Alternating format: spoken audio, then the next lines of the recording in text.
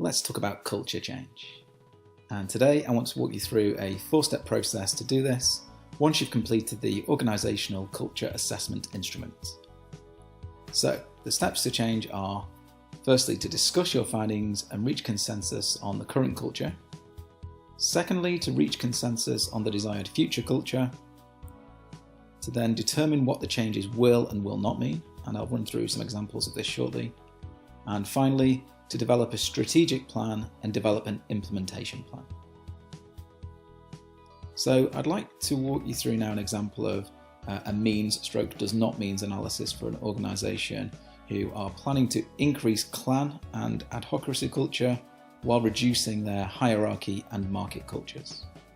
So increasing clan culture means you may survey and meet employees' needs, promote teamwork and participation, support and recognise team players, foster better morale through empowerment, create higher levels of trust, express more obvious concern for people, and provide chances for self-management. Increasing clan culture does not mean becoming undisciplined and overly permissive, or perpetuating cliques and jockeying for power. It doesn't mean one big love-in, and it doesn't mean fostering only an internal focus. Not working hard and having high expectations, forgetting about stretch goals and protecting underperformers, or freedom without responsibility. So that's increasing clan culture. To increase adhocracy culture, you may put dynamism back into the business by encouraging and celebrating risk-taking. You may foster creative alternatives and innovation. Make change the rule and not the exception. Invest in research and product development. Become a more forward-looking organisation and clarify a vision for the future.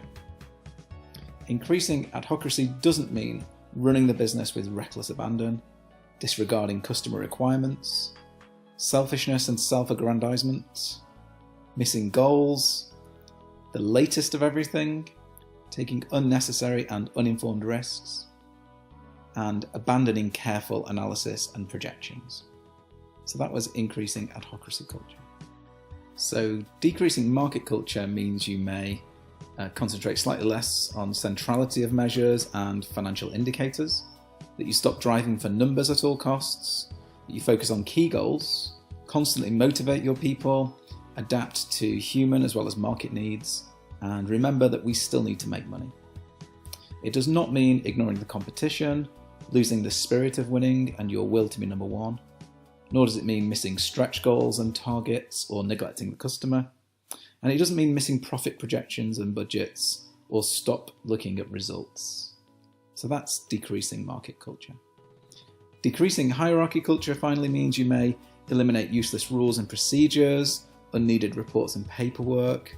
You may reduce corporate directives, eliminate micromanagement and remove unnecessary constraints, and push decision-making down. It does not mean there's a loss of a logical structure, that the inmates can run the asylum with no guidance, that there's the elimination of accountability and measurement, or production schedules, that there's slack time schedules and responsiveness, or taking advantage of the situation. So that's decreasing hierarchy culture. To recap then, once your organisation's current culture is established, there's a 4-step process to initiate a culture change. Those steps are: reach consensus on the current culture, reach consensus on the desired future culture, determine what the changes will and will not mean, and finally, develop your strategic plan and implement it. So now reflect on your current and desired profiles where you work. What actions can you take to start making the change?